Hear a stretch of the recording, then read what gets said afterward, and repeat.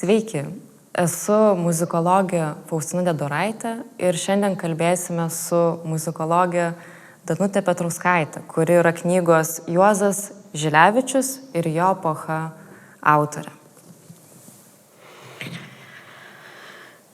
Sveiki.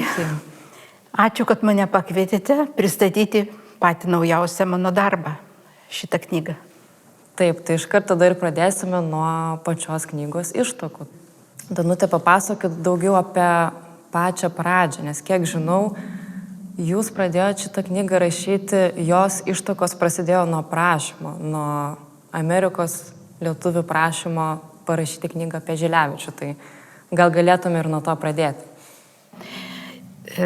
Knyga tikrai turi ilgą ir įdomią istoriją. Todėl, kad 1991 metais buvau Amerikos lietuvių pakviesta į Čikagą skaityti pranešimą skirtą Žilevičiaus 100-osiams gimimo metinėms. Ir štai tada vienas kitas tautietis, kaip Čikagoje vadina, pasiūlė man, kad reikia praplėsti tą mano pranešimą ir tikrai imtis rimtesnio darbo, parašyti tokią studiją platesnę apie patį Žilevičių. Ir mane sudomino ta mintis. Tai man atrodė, kad aš čia vieni kiti metai ir padarysiu tą knygą. Bet pasirodė, kad gyvenimas visiškai nuėjo kitą linkmę. Reikėjo atlikti kitus darbus, medžiagos tos, kur turėjau, neužteko ir taip užsitęsė tas procesas ir praėjo 30 metų, kol aš viską surinkau, sukaupiau ir jau tik tai tada galėjau sėsti ir ramiai rašyti knygą apie Žilevičių. Pats Žilevičiaus amžius mane privertė pasižiūrėti, kas vyko tuo metu Lietuvoje ir gretimose valstybėse. Todėl, kad išgyventi beveik 100 metų. Ir tas 100 metų ką aprėpia? Aprėpia spaudos draudimo laikus, kuriais gimė Žilevičius, ir mirties metai, galima sakyti, sąjūdžio išvakarės. Taip. Taip, kad štai tas nacionalinis sąjūdis kilęs XIX amžiaus pabaigoje, Lietuvos susikūrimas 18 metais, toliau sovietinė okupacija, karas ir vėl noras išsivaduoti. Taip, kad taip man priminė tarsi arką, tokią arkos formą, į kurią vat štai ir tilpo ta Lietuvos istorija. Tai aš ir norėjau ir parodyti, kokiais metais Žilevičius gyveno, ką jis galėjo girdėti. Jis buvo vis labai tikintis žmogus, katalikas, jis ėjo į bažnyčią, paskui pats vargoninkavo. Tai ką jis giedojo, kokius kūrinius jisai grojo vargonais, kas tuo metu darėsi aplinkui ir kaip pas jį susiformavo tas lietuviškumas, nes visgi jis nuo mažens kalbėjo lenkų kalba ir grojo taip vadinamame bajorų ansamblyje, kur visi kalbėjo lenkiškai ir jisai turėjo tų bajorų šaknų ir jis irgi galėjo pasakyti, o kas čia tie kumečiai, ten tie valstiečiai, aš esu kaip lenkai sako, cozajat, cozamaja kamzelka. Tai, bet jis šito nepasakė. Ir jis kaip tik jautė tą lietuvišką dvasią ir už tą lietuviškumą jis kovojo visą savo gyvenimą. Ir Amerikoje tai jis nenutautėjo. Ir kitas dalykas, kad Amerikoje jis neturėjo Amerikos pilietybės. Taip. Ir net kai dukra bandė jam prikišti, kad jis yra pilietis, jisai pasakė, ne. Čia galima laisvai gyventi ir be pilietybės. Ir net į Amerikos kariuomenę galima stoti, neturint pilietybės. Taip, kad ta visa aplinka, tas noras irgi pažinti tą Amerikos kultūrą, nes daugiausiai yra rašoma apie išeiviją Amerikoje, bet mes nežinome, o ką patys amerikiečiai buvo muzikoje tuo metu pasiekę, nuo ko prasidėjo Amerikos kultūra, kaip tenai buvo įsigėrusi, įsisiurbusi vokiečių kultūra. Ir mane šitas tiesiog buvo mano pačios žingeidumas. Ne tiek kažkam tai kitam, bet pirmiausiai savo atskleisti tuos klausimus, susižinoti, į kokią aplinką nuvyko Žilevičius. Ir tada galima palyginti, ką buvo pasiekę amerikiečiai ir štai kuo gyveno lietuviška diaspora. Taip.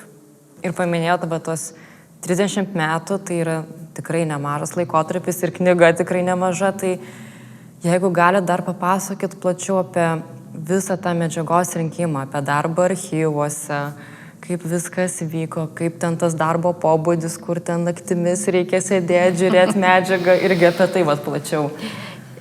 Man pasisekė, todėl kad kai aš nuvažiavau 91 metais į Čikagą, turėjau labai geras gyvenimo sąlygas. Profesorius Jonas Račkauskas buvo pasirūpinęs, kad iš Lietuvos atvykstantis mokslininkai turėtų kur apsistoti. Ir buvo specialiai namelis, toks jis jau ten nuo seno stovėjo per kelis aukštus. Ir kiekvienam kambarį vis patalpindavo po kelis žmonės. Tai kartu su manim važiavo ir mano dėstytojas buvęs Adeodatas Tauragis, važiavo žmonės iš muziejaus, iš Mažvydo bibliotekos ir mes labai gražiai draugavom, bendravom. Ir pereini per kiemą, minutės bėgyje, turi raktus kišenėje, gali atsirakinti archyvą ir gali sėdėti ir dirbti. Aišku, tuo metu iš mūsų reikalavo, kad mes prisidėtumėm prie to archyvo tvarkymo. Taip, kad dienom tekdavo tvarkyti, rūšiuoti archyvą. Sakykime, man teko sudėlioti visą medžiagą sistemiškai apie Mikalojų Konstantiną Čiurlionį, kitus žmonės. Bet pačiai savo interesams nebūdavo laiko. Tai o tada, kada jau visi išvažiuodavo, išsiskirstydavo administraciją po darbo į savo namus, tada ateidavo ramus vakaras ir tada aš galėdavau eiti ir sėdėti ir dirbti ir rinkti tą medžiagą ir užsisėdėdavau iki išnaktų. Tai taip, tas pirmas medžiagos rinkimas buvo gana sudėtingas, nes neturėjau nei jokio fotoaparato, jokios technikos, jokių skenerių tada nebuvo. Viską teko rašyti ranka. Dabar aš nežinau jau. Nurašinėti. Taip. Ir ta ranka pavargdavo. Ir tai nėra tikslus medžiagos kopijavimas, todėl kad gali velti klaidą, ne viską nurašyti. Bet daug storų sąsiuvinių atsivežiau Lietuvą su šitų įvairių dokumentų konspektais. Ir taip kaupiau ir po trupučiuką tą medžiagą ir sukaupiau, nors negaliu pasakyti, kad jinai 100% sukaupta. Tai buvo vien tik tai iš Čikagos archyvo. O dar būtų ir daug visokių kitų archyvų. Pirmiausia Lietuvoje. Taip, kad Žilevičius priklausė Lietuvių meno kūrėjų draugijai. Šitos draugijos yra labai platus fondas Mokslo akademijos Vrublevskių bibliotekoje. Na, ten fotografuoti jau neleisdavo. Viena iš nedaugelio įstaigų, kur neleisdavo, bet galima būdavo už pigę kainą užsisakyti ir jie padarydavo tas kopijas. Aišku, kitas archyvas buvo literatūros ir meno archyvas. Ir įvairūs susirašinėjimai Šimkaus ir Žilevičiaus, kitų asmenų. Pavyko atrasti tokių dalykų, kur net netikėjau, kad galėjo būti išlikę. Pavyzdžiui, Žilevičius, kai važiavo į Ameriką, jis paliko savo mamai daiktus. Ir štai pasirodo, pavyko atrasti tų daiktų visą sąrašą, kiek skrynių tenai jis paliko, kokius paveikslus, tą instrumentų kolekciją. Tai taip, kad kiekvienam archyve laukia vis tokie netikėti atradimai. Dar jeigu galima, taip, tai dar buvo archyvai Peterburge, ten, kur Žilevičius mokėsi, ten, kur jo jaunystė prabėgo, kuris praleido, beveik 5 metus. O Peterburgo archyvai labai kruopščiai saugo tą medžiagą, netaip lengva jos pakliūti, netaip lengva ten pasidaryti irgi kopijas, fotografuoti, bet tai buvo labai labai naudinga ta mano išvyka, todėl kad be Peterburgo tai knyga būtų daug skurdesnė. Na ir šiek tiek baimindamasi važiavau į Vitebską. Vitebskas mane labai traukė, net nežinau kodėl, nors Žilevičius ten praleido tik tai pusmetį, bet tai buvo senas, galim sakyti, su Lietuva susijęs miestas, tai kunigaikščio Algirdo miestas. Ir ten po Pirmojo pasaulinio karo buvo pasitraukę daug lietuvių. Ir štai Žilevičius iš Peterburgo norėjo bėgti ir pabėgo į Vitebską. Taip, kad mane labai domino tas kontekstas, koks ten buvo gyvenimas. Ir kaip tada pirmaisiais sovietinės valdžios metais kūrėsi liaudės konservatorija. Kaip vyko ta proletariato diktatūra. Koks buvo tuo laikų menas, ir tuo labiau, kad Vitebskas tai yra didžiųjų dailininkų irgi miestas. Tenai ir Markas Šagalas dirbo, gyveno, paskui buvo atvažiavęs Kazimieras Malevičius, jie irgi buvo įkūrę aukštąją meno mokyklą. Taip, kad visi tie tyrimo rezultatai, tai yra paieškų tų rezultatai, taip ir susikaupė ir taip atsirado šita knyga. Ir mes nepakalbėjome apie vaikystę, tai irgi gal galėtume dar plačiau papasakoti, kaip jis pavardę savo gavo, kaip jisai augo, apie tą visą pirmąjį laikotarpį. Tas pirmasis laikotarpis ir yra labiausiai paslaptingas, todėl kad pats Žilevičius apie tai niekad nekalbėjo. Kaip supratau, jam tai gal buvo ir skaudu, todėl kad jis gimė kaip nesantuokinis vaikas ir jo mama buvo Žilevičiūtė. Tik tai rusiškose metrikos jinai buvo vardinta kaip Žilevičevna. Kas buvo tėvas? Buvo visokių mitų, visokių apkalbų. Galbūt, kad ir koks grafas Oginskis galėjo būti jo tėvas, bet muzikologas Jurkštas paneigė šitą versiją ir aš manau, kad jinai yra tikrai neteisinga.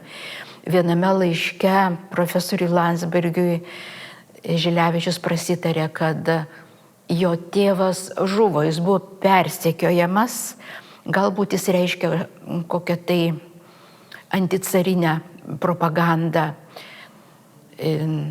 kad taip jis ir dingęs be pėdsakų ir labai sunku pasakyti, kas iš tikrųjų buvo jo tėvas. Bet mama tai tikrai buvo iš tų bajoriškų Žilevičių šeimos.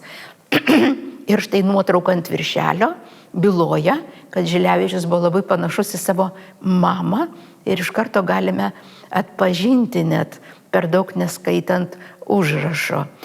Kai jam sukako pilnametystė,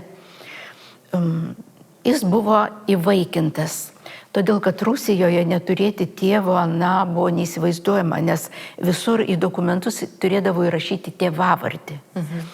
Ir štai tas asmuo, kuris jį įvaikino, buvo Albinas Žilevičius. Ir Žilevičius tėvavardis tapo rusiškai Albinovič.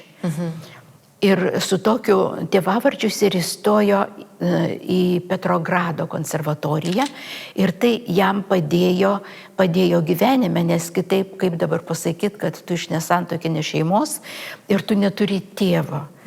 Taip kad šitoje nuotrauko ant viršelio aš ir manau, kad čia ir buvo tas Albinas Žilevičius, tas jo patėvis. Būtų iš tikrųjų labai įdomu, jeigu papasakomėte daugiau apie jį kaip žmogų, nes skaitydama knygą aš irgi susidariau tokią nuomonę, kad jis buvo tikrai labai užsispyrus asmenybė, žemaitis, kad tikrai buvo medžiagos kaupikas, kolekcionierius, kas po to peraugo į visą muzikologijos archyvą. Ir taip pat pakankamai tikrai, ne tai, kad gal užsidaręs, nes kiek renginių ir kiek visko jisai organizuodavo ir dalyvaudavo, bet tikrai kuklus žmogus, kuris tikrai nemėgo būti ten dėmesio centre, nelabai per daug mėgo, kad jam kažkas ten dėkotų, kažkaip jį keltų į dėmesio centrą, jam rengtų kažkokius ten koncertus, specialiai renginius, padėkas. Na, jis taip atlikdavo darbą ir sakydavo, na, bendram labui. Tai va irgi labai smalsu, kaip jūs dar matote, nes labai iš intimaus žvilgsnio tiek archyvų, tiek medžiagos pražiūrėjusi tą Žilevičiaus asmenybę. Nu, žinot, ta asmenybė nebuvo vienareikšmė. Tais tarpukario metais, tai jis buvo vienas iš pagrindinių, aktyviausių muzikos veikėjų. Nei vienas kompozitorius šitiek nenuveikė daug įvairiose srityse, kaip tai padarė Žilevičius. Taip. Na ir sakykime, ta dainų šventės idėja, jinai egzistavo daugelio muzikų galvoje, bet niekas taip ir nesiryžo imti ir inicijuoti, pradėti, duoti tą pirmą postumį. O tai buvo 1923 metai, kai Latviai pažymėjo savo dainų šventės 50-metį.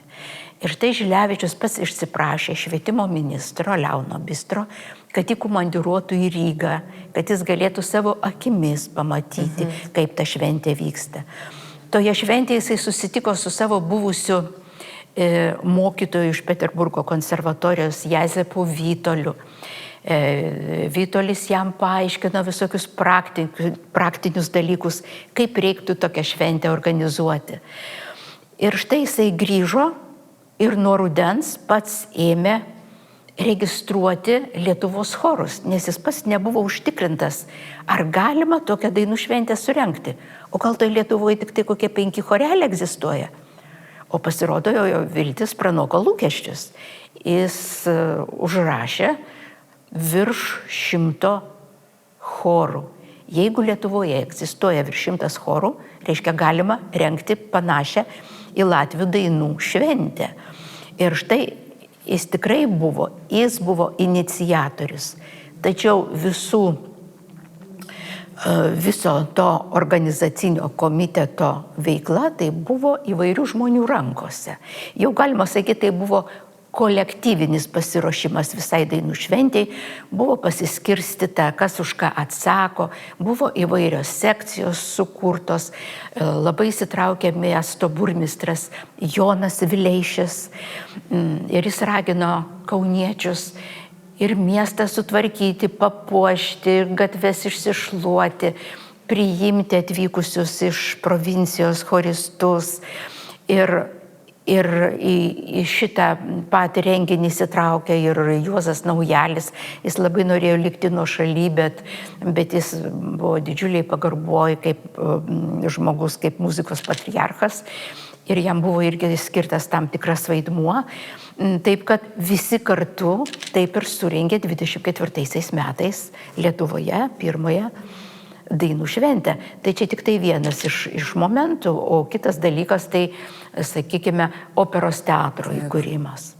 Tai nors Žilevičius nebuvo nei dainininkas, nei režisierius, nei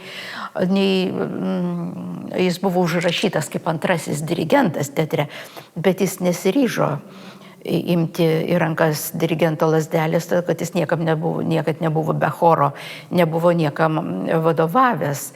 Taip, kad jis buvo toks kaip ir administratorius, ir toks techninis darbuotojas. Jam reikėjo prižiūrėti ir apšvietimą, ir kad būtų rūbais pasirūpinta, ir biletai išspausdinti, ir programėlės paruoštos. O kur dar afišos, kurias reikdavo po visą miestą išnešioti ir išklijuoti. Taip, kad šitie 2 metai, nuo 20 iki 22, tai buvo Žilevičiaus darbas teatre ir jis mažai ką galėjo daugiau ir benuveikti, ir kalbant taip pat apie jo kūrybą. Nors jis yra pirmosios lietuviškos simfonijos autorius, tai buvo jo diplominis darbas Peterburgo konservatorijoje, tačiau kai jis pasinėrė iš tai dar tokį visiškai neorganizuotą Lietuvos muzikinį gyvenimą, jo kūryboje liko vis ir mažiau laiko. Taip. Tai vat taip ir būtų. Teatras, dainų šventė, toliau darbas švietimo ministerijoje ir aišku rūpinimasis muzikiniu lavinimu. Ir kaip jisai sakė, kodėl muzika turi būti prastesnė už matematiką ar už fiziką, kad būtinos privalomos muzikos mokymo programos. Ir būtent jis ir buvo tų programų autorius, jas grindė užsienio pavyzdžiais. Ir jos buvo ministerijos patvirtintos kaip eksperimentinės 5 metams. O po 5 metų jau tada įsitraukė jo mokiniai ir jau buvo pradėtos tos programos tobulinti, keisti po trupučiuką. Jis rinko medžiagą ir į Kauno konservatoriją, pats dirbo kaip pedagogas Klaipėdoje. Studentams skaitė pirmasis Lietuvoje muzikos istorijos kursą. Ir štai vienas iš jo mokinių, Juozas Strolia, 34 metais išleidžia Žilevičiaus paskaitų konspektų pagrindų pirmąją lietuvių muzikos istoriją. Taip kad čia irgi yra Žilevičiaus indėlis, kad ta istorija pas mus atsirado. Taip kad daug kur mes sutinkame tarpukaryje Žilevičiaus pavardę, tik taip susidarė istorijos dėka, kad jis liko užmirštas. Taip.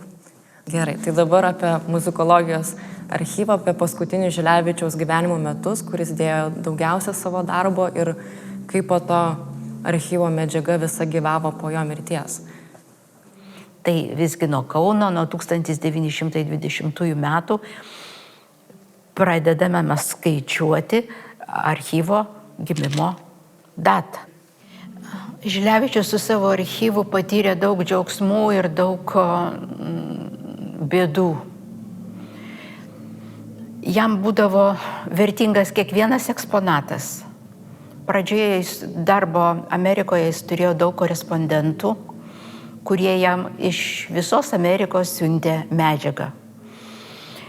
Ir garso įrašus, plokšteles, programėles, fotografijas, straipsnius iš laikraščių, vargonininkų kūrinėlius. Ir kiekvienas jam buvo labai mielas, brangus ir jis stengiasi išsaugoti. Tačiau kuo labiau kaupėsi tas archyvas, kuo daugiau atsirado eksponatų, tuo jis neturėjo tiesiog vietos net ir kur gyventi, kur jį padėti dabar. Ir kai jo darbas New Jersey Elizabete ėjo į pabaigą, jis ėmė galvoti, kam jis gali perduoti tą archyvą. Apie Lietuvą negalėjo būti nei kalbos, nes tai buvo sovietiniai metai. Nors sovietiniai vadai labai norėjo jį atgauti, įvairiai buvo kalbinamas Žilevičius, bet jis nepasidavė šitiems įtikinėjimams. Ir bandė tai vienoj, tai kitoj bibliotekoje, tačiau jam buvo pasakyta, kad tada jis niekad neatgaus ir negalės prieiti ir bus tik tai daromos kopijos ir taip toliau. Ir štai staiga atsiranda pasiūlymas iš tėvų jėzuitų iš Čikagos, kad galima pas juos perkelti. Ir Žilevičius labai apsidžiaugė, pats pakavo į dėžes visą šitą medžiagą ir tos dėžės iškeliavo į Čikagą. Ir jos, ta medžiaga iki dabar, būtent Čikagoje ir yra. Bet problemos kur pagrindinės? Pagrindinės, kad nebuvo finansų tą archyvą tvarkyti ir prižiūrėti. Nes Amerikos lietuvių gyvenimas yra šiek tiek kitoks nei Lietuvoje. Jie neturi tokių stiprių institucijų kaip pas mus, sakykime, ministerijos, valstybiniai archyvai, tarnautojai. ten kiek kas paukodavo, kiek, sakykime, Lietuvių fondas nutardavo duoti tų pinigėlių, tiek ir būdavo. Žilevičiui jų niekad nebuvo per daug, nes reikėdavo pirkti ir popierių, ir spausdinimo mašinėlę, ir daryti kopijas, ir visa tai jį slėgė, ir paskutiniai tie metai jam buvo labai sunkus, todėl kad jis matė, kad nei ta archyvo taryba iš tikrųjų rūpinasi šito didžiuliu sukauptų paveldu, ir kad nėra jokios prošvaistės, ką toliau, kaip jį pildyti, todėl kad Žilevičiaus tikslas buvo nuolat kaupti ir papildyti, užsisakyti spaudą iš Lietuvos, toliau rinkti tą medžiagą. Ir tai iš tikrųjų sudarė didžiulę problemą ir tėvam jėzuitam, nes ne jų funkcija yra rūpintis archyvu. Taigi dabar jisai priklauso, galima sakyti, kitai jau lietuvių emigrantų kartai. Jie stengiasi kiek pagal jų supratimą ir gebėjimus jį prižiūrėti, saugoti, tvarkyti. Aišku, tas tvarkymas gal ir nėra labai jau ten profesionalus, bet reikia jiem padėkoti už tai, kad jie visgi prižiūri ir skiria finansus. Yra nupirktos patalpos, buvęs vaikų darželis netoli Čikagos, Lemonte, kur dabar Lemonte koncentruojasi visa pagrindinė lietuvių veikla. Ir reikia džiaugtis tik tai, kad visa ta medžiaga iki šių dienų yra išlikusi ir saugoma.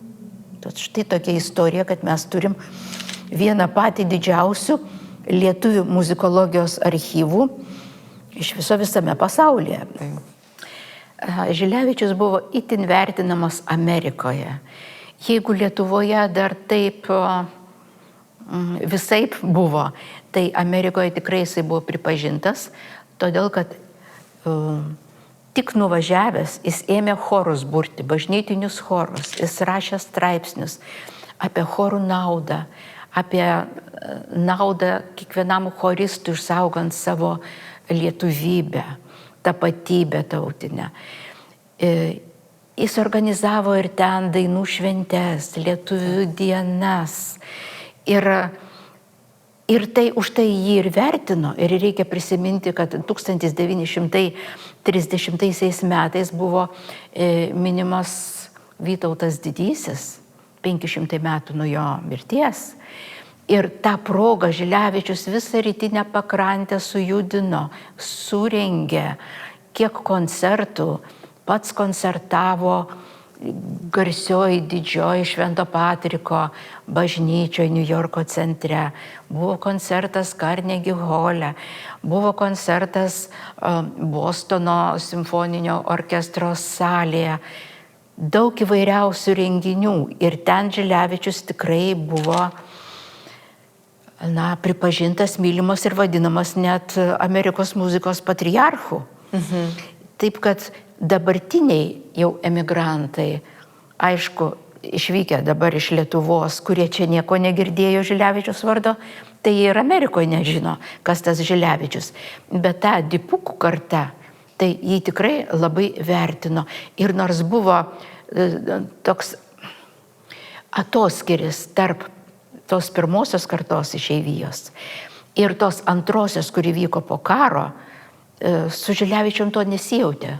Todėl, kad net ir po karo atvykę tarpukario Lietuvos muzikai, jie net kreipdavosi Žilevičių patarimų, pamokymų ir jo kūriniai buvo dainų šventėse atliekami ir jis teikia patarimus, visokias pastabas, taip kad jis buvo suaugęs su visokio amžiaus lietuviais. Turit minčių ir kitai knygai? Tai gal, jeigu norite apie tai kažką irgi pakomentuoti, išsiplėsti. Knyga, kurią nori sukelti visą epochą, 100 metų, jeigu nedaugiau, netelpa viskas. Ir gal ir nereikia, kad tilptų. Čia buvo daugiau apie patį Žilevičiaus gyvenimą tos epochos kontekste, apie jo studijas, apie jo darbą. Bet kas liko? Daug liko nuošalyje. Ir vienas iš tokių čia neįkeltų aspektų, tai yra jo santykiai su amžininkais.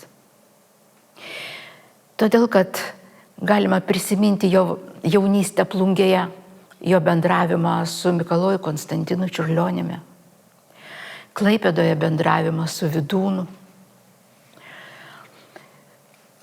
toliau su savo mokiniais, išeiviais, kuriem jis padėjo iš Vokietijos, perkeltų asmenų stovyklų atvykti į Ameriką, tai su Jeronimu Kačinsku. Galima prisiminti Vytautą Bacevičių, kurį Žilevičius labai vertino ir jam net ir finansiškai padėjo. Ir daugelį kitų. Taip, kad viską sudėti neišėjo ir dabar turėtų būti dar kita dalis. Tai Juozas Žilevičius ir jo amžininkai, kur ketinu pateikti nemažai laiškų, paties Žilevičiaus straipsnių.